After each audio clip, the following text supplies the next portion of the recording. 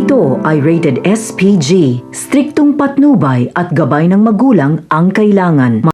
Isang mapagpalang araw, mga kapamilya, natameme si Rigor nang sabihin mismo ni Fatima sa publiko kung sino ang pumatay sa kanyang paboritong anak na si David.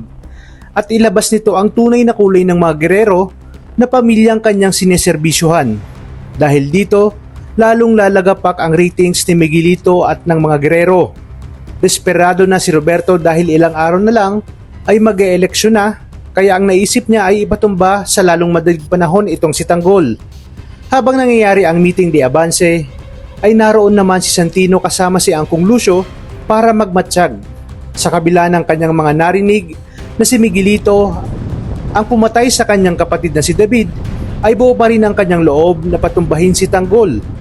Natulala naman si Rigor at naglalaro sa kanyang isipan kung paano siya makakapaghiganti kay Miguelito. Bagaman alam niyang si Miguelito ang pumatay kay David, ay hindi niya pa rin inaalis na kung hindi dahil sa pagpasok ni Tanggol sa politika, ay hindi sana ito mangyayari kay David. Matapos ang meeting de Avance, ay magsisimula ng sundan ni Rigor si Miguelito. Hindi niya suot ang kanyang uniforme at nakapang-sibilyan lamang siya na may takip sa kanyang muka upang hindi siya mamukaan ni Miguelito.